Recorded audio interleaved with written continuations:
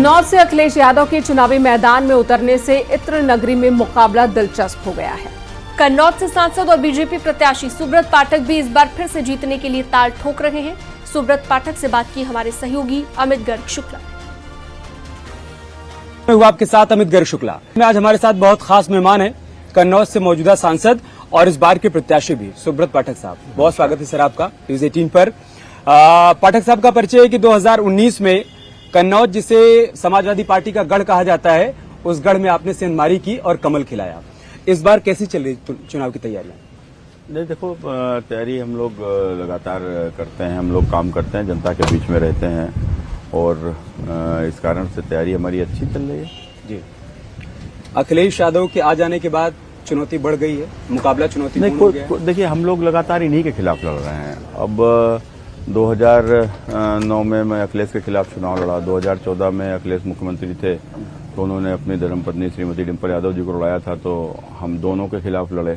2019 में सपा बसपा का गठबंधन था और उस समय पर डिम्पल यादव जी लड़ रही थी, तो मैं अखिलेश, मायावती जी, डिम्पल तीनों के खिलाफ लड़ा। तो मतलब नहीं है, तो कोई ऐसा कोई नई बात भी नहीं है। और मैं जानता था कि अखिलेश के अलावा कोई लड़ भी नहीं सकता। डिम्पल जी हार गई हैं, गठबंधन था तब, तो अब तो गठबंधन है नहीं, तो अब अखिलेश जी भी अगर लड़ेंगे तो अखिलेश जी का कोई डिम्पल से ज्यादा वोट थोड़ा ना ले पाएंगे।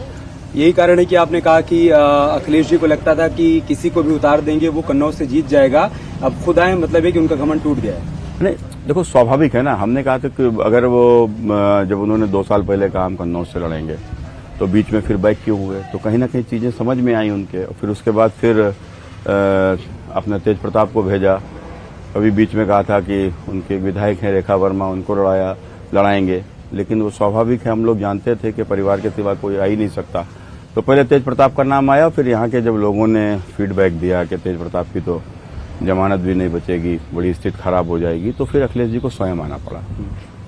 पिछली बार हार जीत का अंतर 12,000 कुछ वोटों का था। इस बार अखिलेश यादव के आ जाने के बाद आपको लग रहा है कि वो अंतर और बढ़ेगा, या किस तरीके से आप देख रहे हैं? नहीं, देखो, पिछली बार हमने कहा ना कि सपा बसपा का गठबंधन था और अखिलेश डिम्पल में फर्क क्या है? कोई फर्क नहीं है, वोट तो वही है। आप बाहर से, मैंने अखिलेश जी आएंगे तो बाहर से लोग आएंगे, अखिलेश जी आएंगे तो बाहर से गाड़ियां आएंगी, तो बाहर से गाड़ियां ला सकते हो, लोग ला सकते हो, वोट थोड़ा ना बाहर से ला सकते हो। तो कुल मिलाकर आप झूठ फैला सकते हो, लेकिन हम तो यहीं के रहने वाले हैं, यहीं पर रहते हैं, लोगों के बीच में रहते हैं। अखिलेश जी को बाहर से आना पड़ता है। 10 साल में मेरे ख्याल से 10 बार भी नहीं आए होंगे कन्नौज। तो कुल मिलाकर बड़ा अंतर है। तो आप कितना भी झूठ फैलाओगे, मेरे खिलाफ वो झूठ फैला नहीं पाओगे।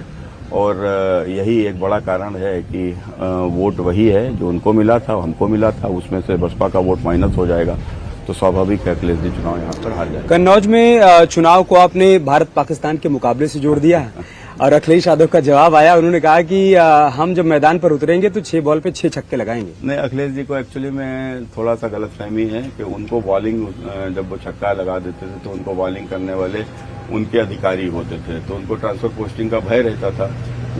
और फिर वो क्रिकेट खेलना भी नहीं जानते होंगे, तो कैसे बॉलिंग करते थे आपने भी देखा। लेकिन अखिलेश जी को नहीं मालूम है कि हम लोग अपना क्रिकेटर भी रहे हैं, तो टूर्नामेंट्स भी खेले हैं, कॉलेज की टीम से भी खेले हैं, तो कुल मिलाकर ऑफ स्पिनर भी रहे हैं। तो ऐसी गेंद फेंकेंगे कि पड़ेगी कहाँ, घुसेगी कहाँ, पता ही ना चलेगा।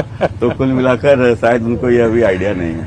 अच्छा, अभी आरक्षण को लेकर जिस तरीके से एक नई सियासत की शुरुआत हो गई है, कांग्रेस के मैनिफेस्टो को लेकर बीजेपी लगातार हमलावर है कि ओबीसी और एससी एसटी के हक को छीनकर मुस्लिमों को बांट देगी अगर कांग्रेस पार्टी और समाजवादी पार्टी सत्ता में आती है। तो क्या वही कारण है कि पूरी भारतीय जनता पार्टी को एक सुर में अब इस पर मजबूती के साथ अपनी बात रखनी पड़ रही है?